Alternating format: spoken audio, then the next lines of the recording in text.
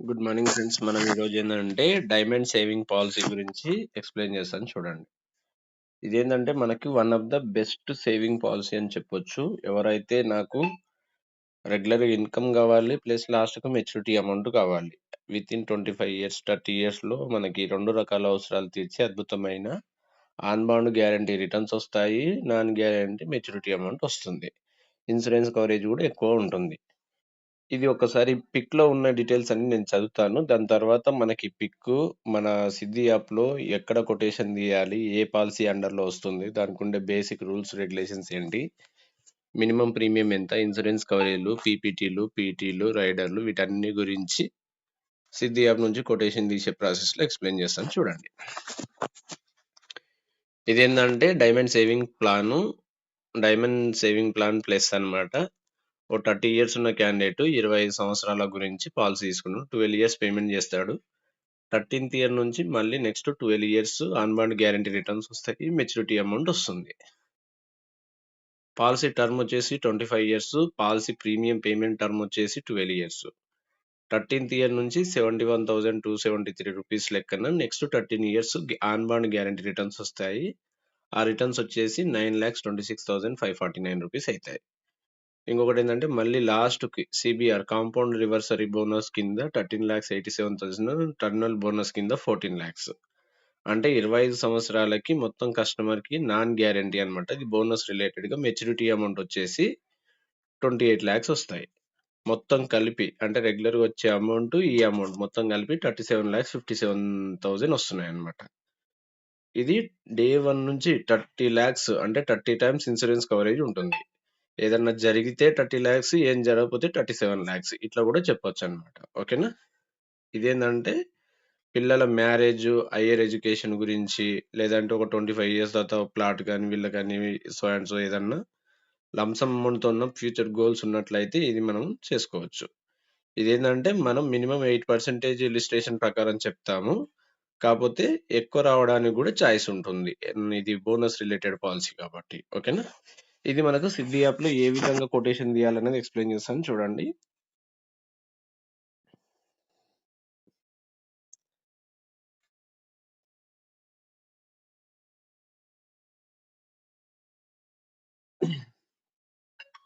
చాలా మందేందంటే స్టార్టింగ్ నుంచి ప్రతిరోజు ఎందుకు చెప్తున్నానంటే కొత్తగా వచ్చేవాళ్ళుంటారు గదా! వాళ్ళకి అర్థం కాదనమాట. అందుకని కొటేషన్స్ తీసే ప్రాసెస్ స్టార్టింగ్ నుంచి ప్రతిరోజు చెప్తూ ఉంటాను.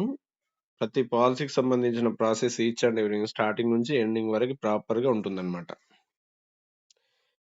ఈ విధంగా మనకి ఓపెన్ చేస్తాము. క్విక్ కోడ్స్ లేకపోతే అడ్వైజర్‌కైతే ఆల్ మోడల్స్‌లలో ఉంటుంది. హోమ్ బటన్ పైన క్లిక్ చేసి ఇక్కడ కోడ్స్ అనే ఆప్షన్ పైన క్లిక్ చేయాలి.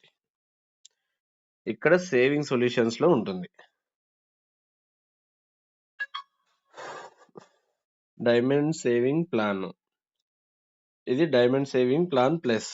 మనకిది లేటెస్ట్ వెర్షన్ అన్నమాట. ఇంతకుముందు గూడా ఉండే అది 25 ఇయర్స్‌కి. ఇది ఏందంటే అప్‌డేటెడ్ వెర్షన్ అన్నమాట. ఎప్పుడు గూడా ఇది తీసుకోవాలి మనం ఇప్పుడు.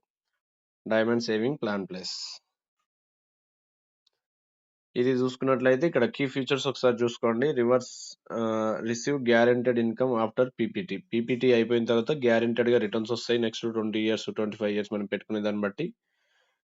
Get lump sum compound reversionary bonus, terminal bonus, maturity amount కింద 2 రకాల బోనస్‌లనేది డిక్లేర్ చేస్తారు. పీపీటీ గాని, పీటీ గాని ఫ్లెక్సిబిలిటీస్ ఉంటాయి. Get life cover entire policy term. Same policy term ఎన్ని ఇయర్స్ ఉంటే ఇన్సూరెన్స్ కవరేజ్ కూడా అన్ని ఇయర్స్ ఉంటుంది.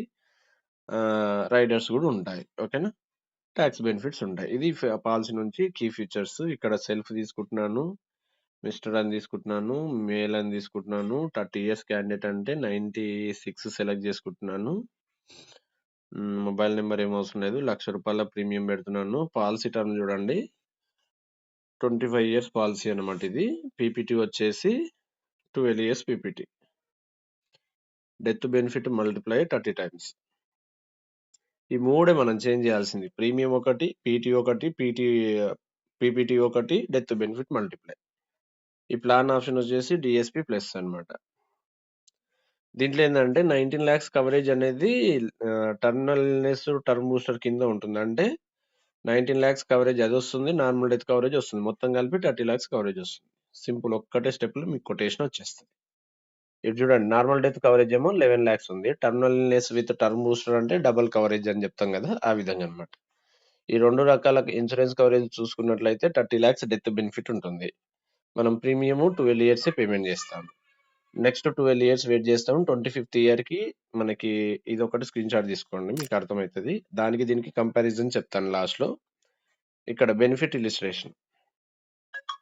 ఇది every year returns 71,273 rupees. Next 12 years వస్తాయి. ఇది on bond guarantee. Guaranteed income ఏ అని ఉంటుంది. ఓకేనా? తర్వాత మెచ్యూరిటీ అమౌంట్. లాస్ట్‌కి మెచ్యూరిటీ ఎంతొస్తుందనేది కూడా మనం ఇక్కడ చూజ్ చేసుకోవచ్చు. 8% ప్రకారం అయితేనే టోటల్ బెనిఫిట్ A+B+C అని ఉంది. ఏ అంటే ఏందంటే రెగ్యులర్‌గా వచ్చే 71,000 ఏదైతే 12 ఇయర్స్ అమౌంట్ ఉందో అది అన్నమాట.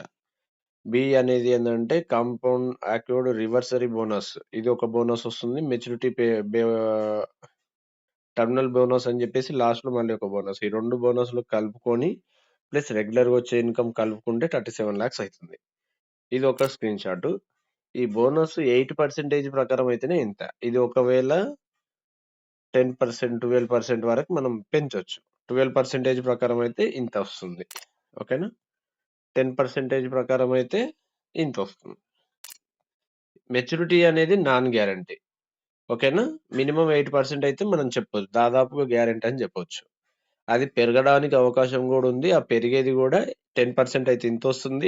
12% అయితే ఇంతొస్తుందని మనం ఇలిస్ట్రేషన్ గూడా చూయించొచ్చు. ఇదొకటి. గ్యారంటెడ్ ఇన్‌కమ్ అయితే మారదనమాట. 1,00,000 కడితే 71,000 fixed next 12 years.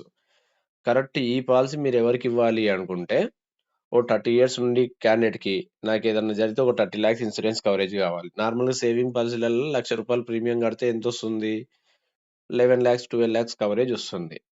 ఇదేందంటే different concept అన్నమాట. రెగ్యులర్‌గా డబ్బులు గావాలి, మెచ్యూరిటీ అమౌంట్ గావాలి. రెగ్యులర్‌గా వచ్చే డబ్బులు ఆన్ బాండ్ గ్యారంటీ ఉంటుంది. డే 1 నుంచి 30 లాక్స్ కవరేజ్ ఉంటుంది. ఇన్ కేస్ ఏదన్నా రిస్క్ జరిగిందనుకో 30 లాక్స్ వస్తే ఒకటో 25 ఇయర్స్‌కి రావాల్సిన కమిట్మెంట్‌లో వచ్చే పైసలన్నీ గూడా ఇమ్మీడియేట్‌గా వచ్చేసి పాలిసీ క్లోజ్ అయిపోతది. లేదంటే 12 ఇయర్స్, ఇప్పుడు 30 ఇయర్స్ ఉన్న క్యాండిడేట్ 12 ఇయర్స్ పే చేసుకున్నాడంటే, వాళ్ళ పిల్లలు ఒక ఫిఫ్త్ క్లాస్, సెవెంత్ క్లాస్‌కొస్తారు. అప్పటినుంచి డిగ్రీ వరకి నెక్స్ట్ 12 ఇయర్స్. ఆ పిల్లల ఎడ్యుకేషన్‌కి 71,000 అనేది ఇన్‌కమ్ వస్తుంటది. మళ్ళీ లాస్ట్‌కి మెచ్యూరిటీ అమౌంట్ అని జెప్పేసి 8% ప్రకారం తీసుకున్న మెచ్యూరిటీ అమౌంట్ ఒక 13,00,000, 14,00,000 అంటే అదొక 25,00,000 పైన మెచ్యూరిటీ అమౌంట్ గూడా వస్తుంది. ఈ విధంగా అన్నమాట. ఇది సేవింగ్ పాలిసీ అండర్‌లోకొస్తుంది. ఇన్‌కమ్ ప్రూఫ్‌లు అంత అడగరు. మెడికల్స్ గూడా ఏముండవు. చాలామంది కామెంట్ జేస్తున్నారు. మెడికల్స్ ఉంటాయా? మెడికల్స్ ఉంటాయా? సేవింగ్ పాలిసీలకి మెడికల్స్ ఒక 10%, 20% మీకు డాక్టర్ టెలిఎంఆర్ కాలొస్తుంది. కాల్‌లో మీరు చెప్పే ఇన్ఫర్మేషన్ బట్టి మెడికల్స్ ఎయ్యడం జరుగుతుంది. సేవింగ్ పాలిసీస్‌కైతే మెడికల్స్ ఎయ్యరు. ఎందుకంటే పెద్ద రిస్క్ కవరేజ్‌లు ఎక్కువుండవు గాబట్టి. ఓకేనా? ఇన్‌కమ్ ప్రూఫ్ క్లెయిమ్ అవసరం ఉండదు. స్టడీ గూడా ఏం అవసరం ఉండదు. మినిమమ్ 0 ఇయర్స్ నుంచి 60 ఇయర్స్ వరకు ఇవ్వచ్చు. కాపోతే ఈ టర్మ్ బూస్టర్ అనే రైడర్ ఉంది గాబట్టి, ఆ రైడర్ ఇవ్వాలి అంటే 18 ఇయర్స్ పైన ఉన్న వాళ్ళకి. ఇది ఎస్పెషల్‌గా ఫోకస్డ్ ఏజ్ 25-35 ఇయర్స్ ఉన్న వాళ్ళని మీరు ఐడెంటిఫై చేసి, రీసెంట్‌గా మ్యారేజ్ అయిన వాళ్ళకి చెప్పొచ్చు. మ్యారేజ్ అయ్యి 1 year, 2 year up to 5 years kids ఉన్న వాళ్ళకి చెప్పొచ్చు. 2 రకాల అవసరాలు తీరుతాయని చెప్పొచ్చు. ఒకటి పిల్లల ఎడ్యుకేషన్‌కి ఫండ్ అనేది జనరేట్ అవుతూ ఉంటుంది. On bun guarantee. Last maturity amount కింద పిల్లల మ్యారేజ్ గురించి మంచి ఇన్‌కమ్ వస్తూ ఉంటుంది. ఇది వాళ్ళ ఫ్యామిలీలో వైఫ్ అండ్ హస్బెండ్ ఇద్దరు పని చేస్తున్నట్లయితే నార్మల్‌గా ఏదో చిన్న చిన్న పనులు చేస్తారు గదా! రోజు 500, రూ. 1,000 సంపాదించే వాళ్ళు చాలామంది ఉంటారు. Non educated people. వాళ్ళు ఖాళీగా అయితే ఉండరు. ఏదో ఒక పని చేసుకుంటూ ఉంటారు గాబట్టి, వాళ్ళ ఫ్యామిలీలో ఇద్దరు పిల్లలున్నారంటే ఇద్దరి పేర్ల పైన ఈ పాలిసీ ఇప్పించినామనుకో, వాళ్ళ వైఫ్ పేరు పైన ఒక పాప ఫ్యూచర్ గురించి, హస్బెండ్ పేరు పైన ఇంకొక పాప ఫ్యూచర్ గురించి ఇప్పిస్తే, వాళ్ళకేదన్నా జరగరానిది జరిగితే 30,00,000 కవరేజ్ వస్తుంది. ఇదైతే ఫిక్సు. ఒకవేళ ఏం జరగలేదనుకుంటే 12 ఇయర్స్ పేమెంట్ చేసి వదిలిపెడితే, వాళ్ళకి ఫ్యూచర్‌లో ఆ పిల్లల ఎడ్యుకేషన్ అనేది బర్డెన్ గాకుండా ఉంటుంది. మ్యారేజ్ అనేది గూడా బర్డెన్ గాకుండా ఉంటుంది. నెక్స్ట్ 25 ఇయర్స్ అంటే ఒక 30 ఇయర్స్ ఉన్న క్యాండిడేట్ 55 ఇయర్స్ వచ్చేంత వరకి పిల్లల ఎడ్యుకేషన్ రిక్వైర్మెంట్ ఉంటుంది. మ్యారేజ్ రిక్వైర్మెంట్ ఉంటుంది. ఈ 2 రిక్వైర్మెంట్‌లు ఫుల్‌ఫిల్ అయిపోతాయన్నమాట. ఓకేనా? ఇది మంచి పాలిసీ. ఎవరైతే తక్కువ ప్రీమియంలో ఎక్కువ coverage, on bond guarantee, returns మళ్ళీ మెచ్యూరిటీ అమౌంట్ ఈ 3 కావాలి అనుకుంటారో చెప్తేనంటే బాగుంటుంది. ఓకేనా? Thank you so much friends. ఇలాంటి పిక్స్ మీకేదైనా కంపారిజన్ చేస్తాను చూడండి. అన్ని స్క్రీన్ షాట్‌లు తీశాను గదా! ఇది చూడండి. 71,273 13 ఇయర్స్. ఇది వచ్చింది కదా రిటర్న్స్ 71,273 13 ఇయర్స్. మొత్తం అమౌంట్ 9,26,000. ఇంకోటి ఏంటంటే maturity amount 30 lakhs coverage.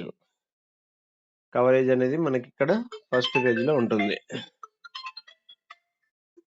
30 lakhs coverage ఇక్కడ ఉంటుంది. 11 lakhs, 19 lakhs. ఓకేనా, ఇది 30 lakhs కవరేజ్. ఇది కాకుండా మనకు రెగ్యులర్గా వచ్చే డబ్బులు కాకుండా మెచ్యూరిటీ అమౌంట్ వచ్చేసి ఇక్కడ 37 lakhs. 8% ప్రకారం మెచ్యూరిటీ అమౌంట్ చెప్పారు కదా, 30% ఇక్కడ చూడండి 8%, 37 lakhs. అన్ని కూడా ప్రాపర్గా మ్యాచ్ అవుతుంది, ఎక్కడ ఇబ్బంది ఉండదు. Simple policy, non guarantee maturity amount వస్తుంది, గ్యారంటీ రెగ్యులర్ ఇన్కమ్ వస్తుంది. 25 years నుంచి 35 years ఉన్న క్యాండిడేట్ కి సూటబుల్ ప్రోడక్ట్, పిల్లల ఎడ్యుకేషన్, మ్యారేజ్ అనేది రిక్వైర్మెంట్ ఫుల్ఫిల్ అయిపోతుంది. Day 1 నుంచి 30 lakhs కవరేజ్ ఉంటుంది. సింపుల్. ఓకేనా. మినిమం ప్రీమియం 30,000 నుంచి కూడా ఇవ్వచ్చు. ₹1,00,000 కట్టగలుగుతారు. వాళ్ళకి ఫ్యూచర్ చెప్పండి. ఇప్పుడే మీరు ₹1,00,000 అనుకుంటే ఒక 20 years తర్వాత 1,25,000కి సమానం. అది కొంచెం ఎస్టిమేషన్, ఇన్ఫ్లేషన్, ఖర్చులు ఇవన్నీ కూడా గైడ్ చేయండి. ఓకేనా. థ్యాంక్ యూ సో మచ్ అండి. ఇలాంటి పిక్స్ మీకు ఏదన్నా పాలసీ రిలేటెడ్గా ఇలాంటి పిక్స్ మీకు ఎక్కడన్నా కనిపిస్తే నాకు వాట్సాప్ చేయండి. దాన్ని బేస్ చేసుకొని నెక్స్ట్ వీడియోలో ఆ పిక్స్లో ఉండే ప్రతి లైన్ టు లైన్ మీకు మ్యాచ్ అయ్యేటట్టు కొటేషన్ ఎట్లా తీయాలి, ఏ విధంగా ఎక్స్ప్లెయిన్ చేయాలి, అది ఏ పాలసీ అండర్లోకి వస్తుంది, దానికి ఉండే రూల్స్ రెగ్యులేషన్స్ ఏంటి, రైడర్స్ ఏంటి, ఏ విధంగా యాడ్ చేయాలి, ప్రతిదీ నేను పాయింట్ టు పాయింట్ ఎక్స్ప్లెయిన్ చేయడానికి ట్రై చేస్తాను. ఇది కాకుండా మీరు బ్రాంచ్ లెవెల్లో జరిగే ట్రైనింగ్ సెషన్స్ అటెండ్ కండి. ప్లస్ మనకు రెగ్యులర్గా జరిగే ట్రైనింగ్ సెషన్స్ అటెండ్ కండి. అక్కడ ఇక్కడ అన్ని రకాలుగా తెలుసుకొని ఎండ్ ఆఫ్ ది డే కస్టమర్కి ప్రాపర్ సొల్యూషన్, ప్రాపర్ పాలసీ అనేది ఇవ్వడం మన బేసిక్ రెస్పాన్సిబిలిటీ అనమాట. ఓకేనా. Thank you so much each and every one అండి. All the best.